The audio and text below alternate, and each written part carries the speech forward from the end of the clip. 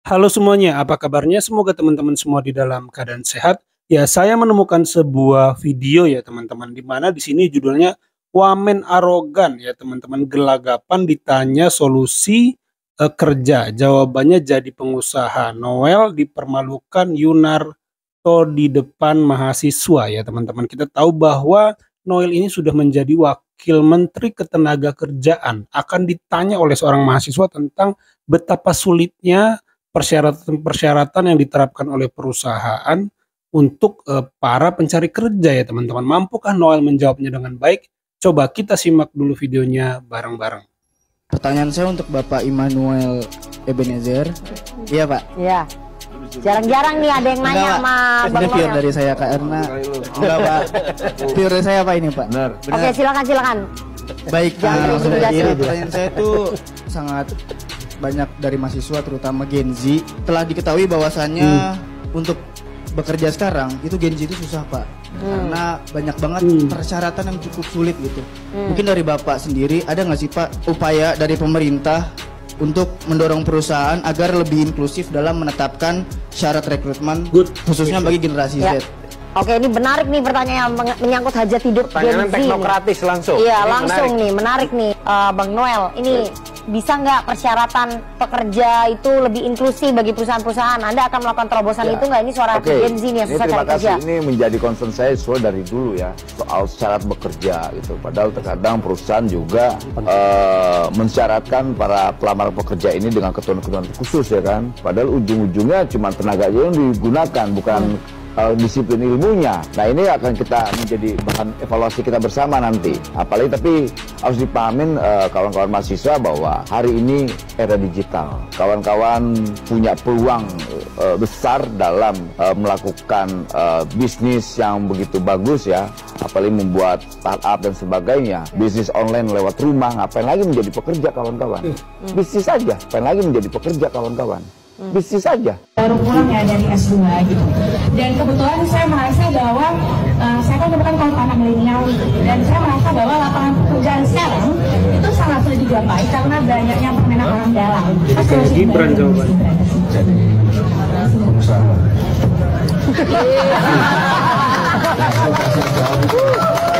S2 nggak jadi pengusaha ya.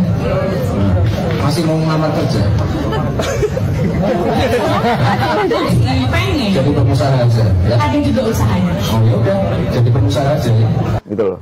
Oke. Ya. Ini harus nanti Ya. Pak Prabowo harus bantu mengatur dan Menko-nya ya. Yang dijelaskan Noel menurut saya harusnya adalah UMKM. kewenangannya dari Bang Maman. UMKM ini. Mengajak orang menjadi entrepreneur. Iya. Tapi diambil alih nih sama Bang Noel. Enggak, teman-teman itu pasti kolaborasi tahu. aja. Nanya syarat ya kan? Iya. Syarat bekerja kan? Oke. Itu puas nggak kamu dengan jawaban saya? Jangan takut. Ya silakan.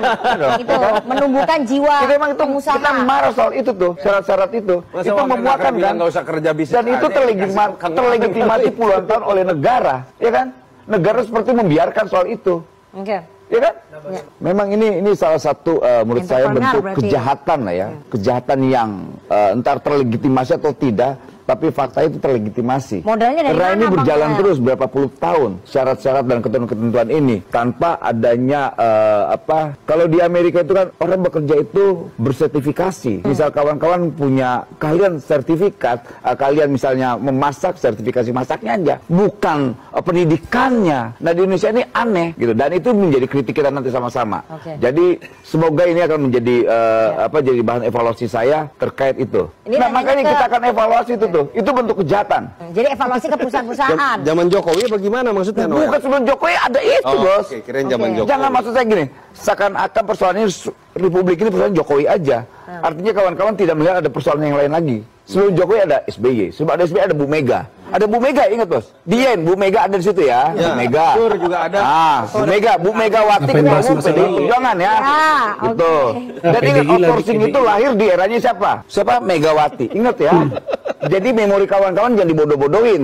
Ya. Gitu. Saya masih kritis. Walaupun saya hari ini menjabat, saya tetap kritis. Oke. Saya Baik. tidak akan tergoyah pun karakter saya dengan jabatan ini. Baik. Jadi kawan-kawan jangan khawatir soal itu. Jadi akan ada evaluasi terhadap perusahaan-perusahaan itu. Ya kalau kita tutup ada urusan tuh. Oke, nanti lapangan Gitu. kerja berkurang, Pak. Enggak dong, enggak ada modal era digital gini kawan-kawan bisa usaha kok lihat dari rumahnya. Lihat tempat tidur juga bisa kok. Oke. Jadi ngapain harus khawatir ya kan? Iya, soal Udah nggak ada usaha. urusan dengan syarat itu. Oke, soal usaha ini UMKM nih mestinya, Ya, tapi kan nggak nah, semuanya punya modal, gini, Bang Maman. Kalau harapan itu hanya dibangun oleh narasi yang meledak-ledak, orasi yang meledak-ledak, tapi kemudian pada skala teknis sangat mudah terjadi gap, itu akan jadi bumerang buat Pak Prabowo sendiri. Ingat pelajaran dari Pak Jokowi. Bulan madu itu pesta rakyat Pak Jokowi 2014 jauh lebih besar dibanding kemarin. Jumlah masa yang datang. Tapi ketika kebijakan pertama yang diambil adalah pencabutan subsidi BBM, kepuasan publik dari 70%, ingat saat itu langsung turun di bawah 60%. Artinya apa? Publik akan berpesta demokrasi hari ini, kemarin, besok dia mulai lapar lagi. Mulai mencari pekerjaan lagi. Pada titik itulah menurut saya kejujuran akan menjadi sebuah awal mulai yang baik buat Pak Prabowo. Saya cuma ingin ada kejujuran dari Presiden Prabowo yang selalu disebut lebih genuine kalau oleh para pendukungnya. Ini bahasanya Andre Rosiade dari dulu dibandingkan Pak Jokowi misalnya. Aku ini politik akomodatif, tapi dalam mengevaluasi saya berbasiskan kinerja. Akui juga ini gemuk, ada konsekuensi.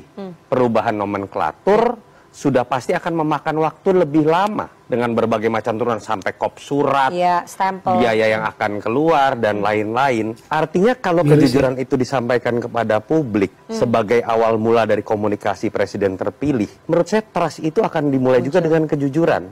Pada titik itulah menurut saya kejujuran akan menjadi sebuah awal mulai yang baik buat Pak Prabowo terus mendapatkan trust ketika bekerja ke depan dengan ambisi yang bahkan jauh lebih besar dibanding Presiden Jokowi. Ya, itu ya teman-teman jawaban daripada Noel. Saya tidak tahu lengkapnya bagaimana, tapi ini sudah cukup mewakili. Saya pikir sepertinya Bung Noel tidak tahu ya apa yang menjadi kendala saat ini di dalam diri para pencari kerja. Salah satu yang ramai waktu itu ketika Gibran lolos sebagai wakil presiden karena usia diberi syarat tambahan, yaitu pernah jadi kepala daerah, itu adalah isu yang terangkat berbarengan dengan itu adalah bagaimana perusahaan-perusahaan di Indonesia ini membatasi usia pencari kerja. Coba teman-teman baca, maksimal 25, maksimal 30. Konon di luar negeri tidak ada yang seperti itu. Dengar-dengar ini juga pernah dibawa ke pengadilan, tetapi ditolak ya, saya kurang paham juga. Saya harus cek lagi Google ya, saya nanti coba baca. Itu teman-teman, harusnya yang diperjuangkan oleh Bung Noel ini sebagai wamen tenaga kerja, itu adalah membawa ini misalnya agar menjadi sebuah rule, peraturan nanti resmi, misalnya dalam undang-undang, itu tidak boleh ada perusahaan yang membatasi usia teman-teman. Ya kalau dia 40 tahun masih produktif, ya biarin aja. Ya karena selama ini kan kendalanya maksimal 30, maksimal 25, maksimal 30 gitu. Jadi orang-orang merasa keberatan dengan itu teman-teman. Sehingga usia 30 aja, 35 udah deg-degan gitu. Padahal dia punya skill misalnya ya. Atau punya kemampuan, atau punya pengalaman misalnya dalam hal retail, pelayanan di toko, atau serba, di supermarket. Tapi karena udah 35 atau 38 dianggap mungkin terlalu tua, akhirnya dikasih batas usia. Nah kalau saya sih tertarik, itu harus dihilangkan ya. Sebagai wamen saya pikir Bung Noel harus menyerap bagian itu, diperjuangkan lah. Karena di luar negeri konon tidak seperti itu ya, kerja selama dia mampu. Teman-teman cek di berbagai video bagaimana kasir aja itu ada yang tua ya, udah bapak-bapak, udah ibu-ibu, kakek-kakek bahkan ada. Nah harusnya itu menjadi kesetaraan bagi kita.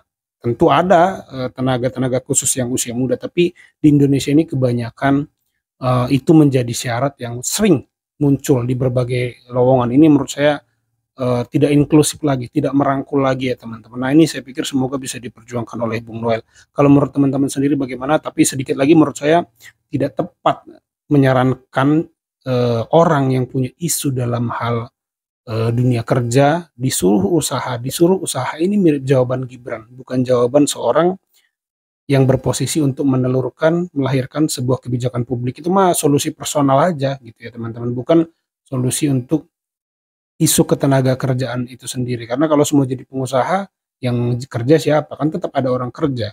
Bahkan kalaupun ada yang bertanya tadi, si mahasiswa yang bertanya tadi jadi pengusaha, isu itu akan tetap berlaku, akan tetap menjadi masalah pada mahasiswa lain yang berjumlah banyak. Nah jadi harus dipahami ya teman-teman, konteksnya ini adalah kebijakan publik. Itu kalau menurut saya. Kalau menurut teman-teman bagaimana, coba tulis di kolom komentar. Itu saja video kali ini, terima kasih yang sudah menyimak sampai selesai. Sampai jumpa di video saya selanjutnya.